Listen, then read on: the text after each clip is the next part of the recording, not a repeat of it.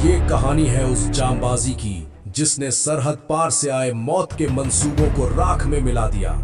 ये है पठानकोट एयरबेस हमले की दास्तान। ऑपरेशन पठानकोट, सरहद के रखवाले। तारीख 1 जनवरी 2016। स्थान पठानकोट एयरफोर्स स्टेशन, दुश्मन की सीमा से महज 30 किलोमीटर दूर।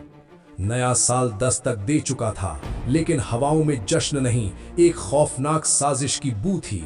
पाकिस्तान से आए फिदायीन हमलावर भारतीय वायुसेना के इस रणनीतिक किले में सेंध लगा चुके थे।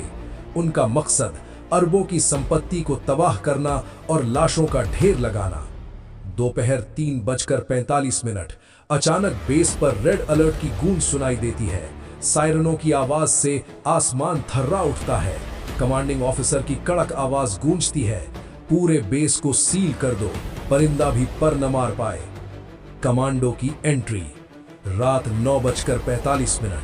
रात के अंधेरे को चीरते हुए एनएसजी टास्क फोर्स और गरुड़ कमांडो की गाड़ियां पहुंचती हैं। काले लिबास में सजे ये ब्लैक कैट और वायुसेना के जांबाज कंधे से कंधा मिलाकर खड़े हो जाते हैं। 2000 एकड़ का विशाल एयरबेस अब एक युद्ध के मैदान में तब्दील हो चुका था। आसमान से मौत की नजर। 2 जनवरी सुबह 2:15। आतंकी झाड़ियों और अंधेरे का फायदा उठा रहे थे, लेकिन उन्हें नहीं पता था कि ऊपर आसमान की आंख उन्हें देख रही है। थर्मल इमेजिंग ने उनके शरीर की गर्मी को भांप लिया। Target locked. गरुड़ कमांडो आगे बढ़े और गोलियों की तड़तड़ाहट से सन्नाटा टूट गया। दुश्मन के पास छिपने की जगह नहीं बची थी। सुबह 10:30 बजे गतिरोध बढ़ता जा रहा था। तभी भारतीय वायुसेना का एक अटैक हेलीकॉप्टर गरजता हुआ आता है। आसमान से बरसती गोलियों ने आतंकियों को बिल से बाहर आने पर मजबूर कर दिया। शाम तक फिदायीन हमलावरों को धूल चटा दी गई। शाम 5:30। शांति तो छा गई थी, लेकिन खतरा अभी टला नहीं था। आतंकियों की लाशें खुद में एक चलता फिरता बम थी। लेफ्टिनेंट कर्नल निरंजन, एक ऐसा जाबाज जिसने अपने साथियों को पीछे रखा और खुद बम निरोधक दस्ते के साथ आगे बढ़े।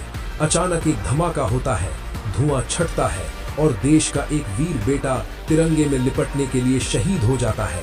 मेजर त्यागी लहूलुहान थे, लेकिन जोश कम नहीं हुआ था। 6 जनवरी सुबह 8 बजे पता चला कि एक डॉर्मेट्री में 2 आतंकी छिपे हैं। जब बातचीत और गोलियों का असर नहीं हुआ तो तय किया गया, अब इन्हें अंदर ही दफन करना होगा। मलोट कॉकटेल और विस्फोटक फेंके गए। पूरी बिल्डिंग आग की लपटों में थी। अंदर छिपे आतंकी और उनका बारूद खुद उनकी कब्र बन गया। 48 घंटों का वो खूनी खेल खत्म हुआ। आतंकियों की महीनों की साजिश को भारतीय जवानों ने 2000 एकड़ के उस मैदान में मिट्टी में मिला दिया। नतीजा, आतंकी नाकाम हुए, भारत की संपत्ति सुरक्षित रही और तिरंगा एक बार फिर शान से लहराया।